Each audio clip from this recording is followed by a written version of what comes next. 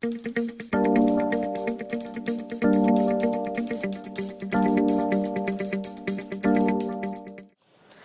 guys, it's day 13 of my Veganuary vlog, and if you haven't already signed up for Veganuary, hopefully this video today will inspire you to give it a go. I promised when I let everyone know that I was going to be doing these daily vlogs that I wouldn't show any harrowing images of animals, but today I am going to talk about a topic that is a little bit harrowing. So disclaimer, it's not all going to be sunshine and flowers in this one. So what I'm going to talk about today is dairy. So there's a great video on YouTube which is called Dairy is Effin' Scary. I encourage you to go and have a look at that if you haven't already watched it. It's a really short clip. I think it's only about 7 minutes long. It's not overly emotive, it's just very factual. All of the harrowing images are kept pretty short, so it's a great overview of lots of reasons why we shouldn't be participating in that industry. And so it's certainly one of the most common things that people will say when we're talking about a vegan diet or encouraging people to think about going plant-based is, oh, but I love my cheese, I couldn't give up cheese, or I need cheese for calcium, my kids need it to grow strong bones. Well, I've already covered the calcium thing in, I think it was day 5 Meet Your Micros video.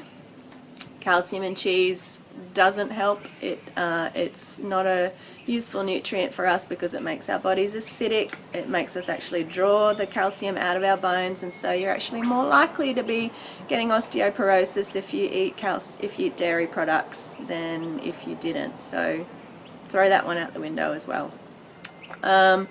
So why is cheese so addictive? Why is it this thing that people think that they couldn't possibly give up? Well, cheese has casein, and when we digest casein we make casomorphines, and casomorphines are basically just another kind of morphine. So they connect to the morphine receptors in your brain, and that's what makes you feel like cheese is such a wonderful thing, because you're kind of drugged. Personally, not something that I think I should be giving my kids. No. I'd rather give them plant-based milk or nut cheeses, thank you very much. And so when I became aware of that, I thought, I am definitely going to be giving up cheese. And when we went vegan, I did see that sort of addiction process with my eldest child. So she was eating cheese at the time, and we went vegan when she was about 4 years old, and we'd go to parties and she'd stand at the table like this, staring at the cheese platter. And it wasn't long before she was able to go to a party and not even worry about the cheese, but there was certainly that kind of addiction come down for a little while there. The other problem with dairy is that the casein is also one of the biggest carcinogens, and so again, if you're ingesting dairy products on a daily basis, it's more likely that you're going to end up with cancer at some point. And certainly if you've got cancer in your family, so if you've got genetics that are more likely to cause cancer, then definitely dairy is one of the first things you should be looking at giving up. Dairy products also cause a lot of digestive disturbances, they're mucus forming, a lot of respiratory issues can be related to dairy ingestion, and skin problems as well, like acne and rashes and all of those kinds of skin complaints. Acne is a really common one amongst teenagers or women when they're hormonal, and so definitely if that's an issue for you, give up the dairy. So I'm going to talk now a little bit about how dairy is produced and the sort of aspects of the farming industry that a lot of people unfortunately aren't aware of. We seem to be very easily swayed these days by beautiful marketing images of baby cows rolling around in grassy fields, and people just seem to assume that milk and cheese are just the excess that cows produce, that they're these magical animals that just produce so much milk that they've got too much for their own baby. Or they think that cows don't need to have babies in the first place to make milk, which is a strange one, because they're a mammal just like us, and yes, they do need to have a baby in order to produce milk. So how does a cow make milk in the dairy industry? First of all, the male cow, the bull, is put into a stall.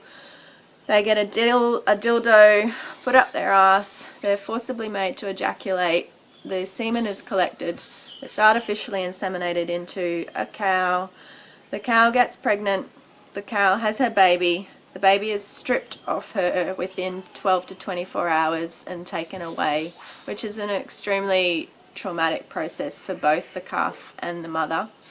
Any mother that's been through that with a baby herself in a hospital environment, if it's born with any sort of medical issue, that separation is extremely traumatic. And so as women, we would definitely understand that intimately.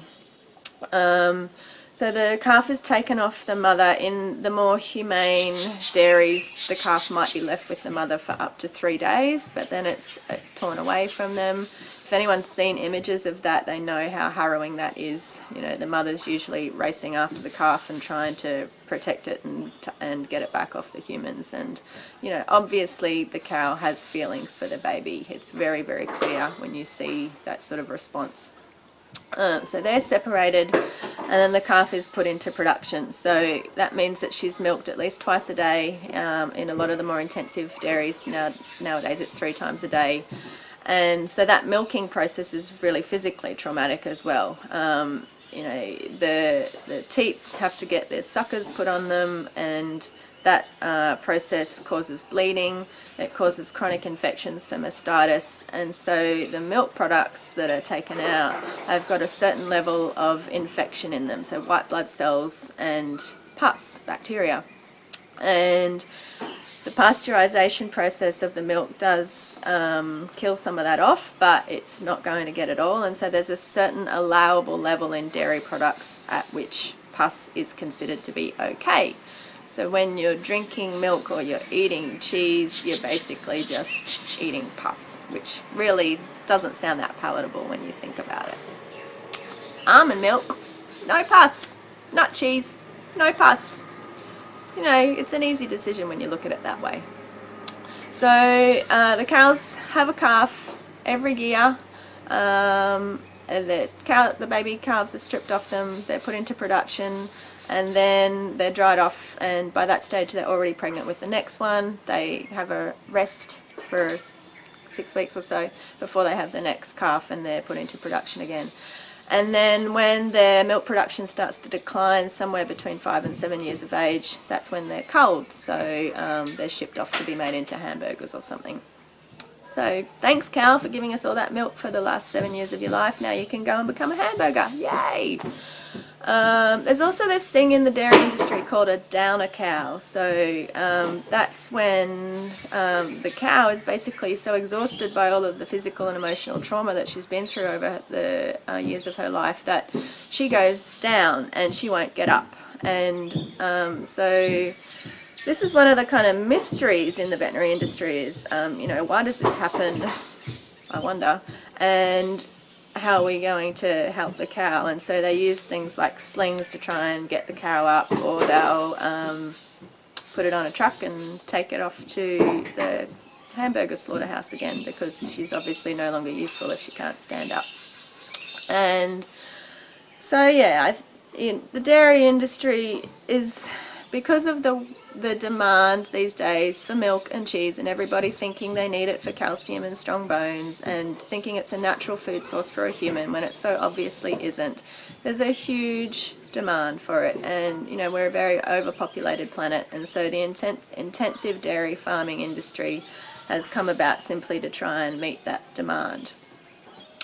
When you think about the sort of small holding practices, so the very small percentage of the population that might have their own cow or goat or something and they're milking them themselves, then of course that's going to be better for the animal if they're allowed to stay with their babies and they're living amongst really caring humans for their day. But at the end of the day, unless you're living somewhere like Tibet where you haven't got access to abundant fruits and vegetables, in most Western societies we have an abundance of plant foods readily available to us.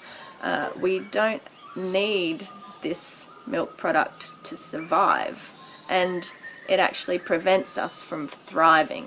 You're more likely to get cancer, you're more likely to have respiratory or digestive disturbances, you're more likely to have skin conditions if you have this product that we weren't designed by nature to have in the first place. So that's my dairy summary. I'm sure it's going to challenge a few people, because you'll still be thinking, but I love my cheese, I love the milk in my coffee, I don't want soy milk, I don't like soy milk. There's so many different types of milk these days. There's soy, there's almond, there's coconut, there's rice, there's combinations of coconut and rice, there's macadamia nut milk. You know, it's easy to make these kinds of milks yourself at home as well. And cheese is, you know, a little bit more complicated to make yourself, but certainly becoming more and more readily available. So I would encourage you to give it a go. Try cutting the addictive cancer-causing products out of your diet. See how you feel. I can almost guarantee you're going to feel better. Within 3 weeks, the addiction will have been forgotten, and physically you're going to be starting to feel and look a lot better. My skin, I used to suffer from really chronic acne, certainly all through my teenage years and as an adult as well, and that was one of the big keys for me in clearing up my skin, was cutting dairy out of my diet. So, you know, just a little kind of thought there if that's one of your challenges. So that's it for today. I hope that inspires you to kick the habit. Give it up. It's gross, it's full of pus, and you'll give you cancer. So see you, dairy.